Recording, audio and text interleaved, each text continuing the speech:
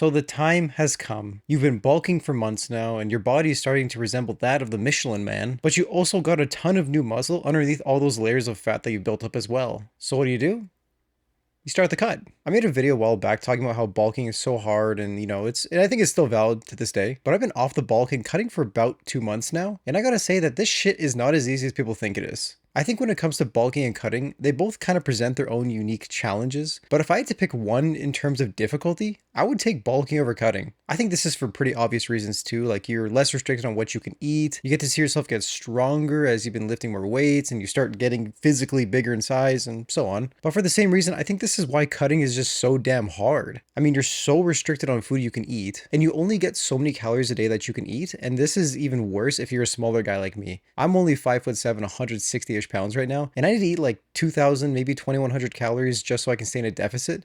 2,000 calories is nothing, man. You have very little wiggle room for error in a given day. For example, let's say I want to get some brunch with some friends. That's a pretty typical situation that happens. Well, the average brunch meal in a place where I live is somewhere around 800 to even 1,200 calories just for the meal. Since I only have like 2,000 calories a day to play with, that's over half of my calories depending on the meal. Even if I do a calorie conscious meal, it still ends up being like 800 calories, and that's a lot of calories. And keep in mind that these calorie conscious meals, they don't really feel that well. So in a typical meal eating out with friends, I mean, I'm just mentioning brunch because that's what I enjoy the most, but even if I get dinner or like a lunch with a friend, that's still like half of my calories, and I'm only full for maybe a few hours. That's not going to be very sustainable day to day. I think another hard thing about cutting is just spacing out your calories. Like I mentioned in kind of the previous point, a lot of meals end up being more like 800 to 1,000 calories each, especially here in a Western country like Canada. And obviously this is going to restrict what I eat for the rest of the day. I love brunch. If I'm eating 1,000 calories at 1 p.m., I got to make the rest of the day last with only 1,000 calories. That is tough. So in a perfect world for me, let's say I'm not doing anything, I'm not going out with any friends, I'm just having a typical day. I usually have around 600 calories in a meal. So let's say I have 3 meals a day. That's about 1,800 calories, and that leaves me with about 200 to 300 calories of just like snacks, like maybe I want a coffee or, like some rice cakes. There's a lot of things you can have for about 300 calories that are still somewhat filling. Not that I'm saying rice cakes are filling, but sanity foods. Like maybe you want to have a little treat, right? Like maybe you want to treat yourself to a fun Starbucks latte or something, right? That's about 300 calories. There you go, you're still in a deficit, so it works out. I would like to make a video in the Home Gym Warrior series where I talk about my day-to-day diet, and I think that would make for a good episode. It'll also just make more sense when I'm talking about my meals. I mean, they're not exactly 600 calories each, but wait till that episode comes out, then it'll make more sense. But that's just the problem with this diet. If I have anything that interrupts my usual routine, yeah, I usually end up eating outside my deficit, and I'm probably in a surplus. It only takes like a couple hundred calories to reach maintenance, and then only a couple hundred more calories to be in a surplus. Next thing you know, you're bulking in your cut.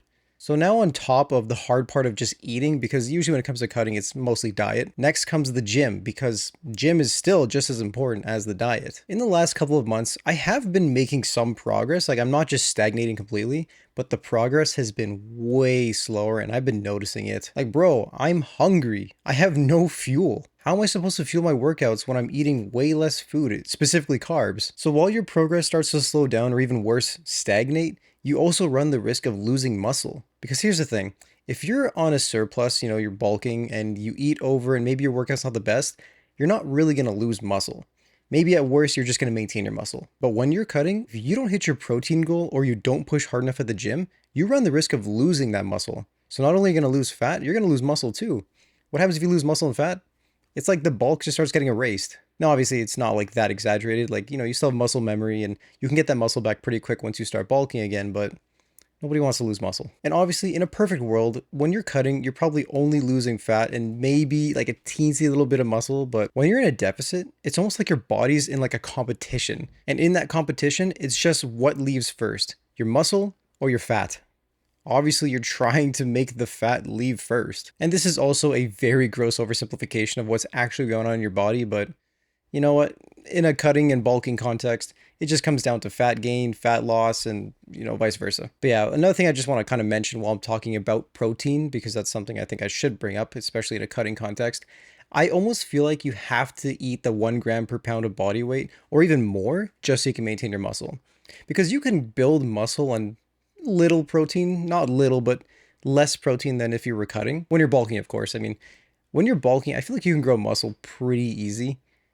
But when you're cutting, like you could grow some muscle, but you're probably not going to grow very much. And then lastly, I got to talk about the point of energy because that will probably be a problem if you're cutting. I definitely find that my energy levels are just lower in general. Like for example, I find myself having to take more naps or drink more coffee or sleep maybe an extra half an hour or an hour more in bed just to maintain that baseline that I had when I was bulking. Now, I'm making it sound worse than it actually is. You know, I'm not saying that like I just turn into a zombie when I'm cutting or something, like I'm useless. No, it's just like a minor energy deficit. But hey, I think it's still worth pointing out though, because when you're cutting, it is a challenge you're gonna have to face. Like you're not gonna be at like peak energy. I feel like when you're bulking, that's when you have like peak energy. But hey, it's not all that bad because now that we're on the topic of just cutting and having, you know, less energy, the thing is you also have less food in your body. I also don't want to end this video on like a negative point, but if you know anything about productivity and food, you know that you work best when you're fasted. When you're hungry and you're not having to process food, you can use more resources in your brain. Okay, I know this is going to sound kind of bro sciencey, but when you're hungry and you're not processing food, your body has these resources to use and you don't have to waste it on digesting. So what can you do? You can use it for brain power. And again, I know I'm really simplifying this like crazy, but for me personally, I feel like I'm way more capable at my job and in my creative work endeavors when I'm on an empty stomach. Like when I'm cutting, I feel like I can really get more done in general. I mean, think of it from like a caveman standpoint, right? If you're trying to go on the hunt and you're full from the meal before, you're gonna have very little motivation to go on the hunt again. Now I know hunting, you know, animals and doing YouTube work, like it's not comparable really, but kind of is. From a biological standpoint, of course. Again, it's kind of a weird comparison. Maybe this doesn't even make sense, but what I'm trying to say is the next time you want to get work done, try this. Try working for an hour after eating a big bowl of carbs like rice or cereal or oatmeal and see how you perform. You're probably going to have a ton of brain fog. You're going to feel really sluggish. It's just not going to be an enjoyable experience. Then the next day, do the same hour of work or something equivalent, but try and be fasted for at least a few hours. Usually first thing in the morning or you know, just before you've had breakfast. It's a night and day difference, and that's actually one of the main reasons why I like to do my most important work first thing in the morning before I've eaten anything at all. All right, well, I want to draw this video out more than I already have, and I just want to end it on a good point because you know what, cutting is hard, but I think there's a little benefit to it if you look at the silver lining, of course. But I hope you subscribe and stick around so you can follow me on this tough journey that is the cut, and I'll see you in the next one.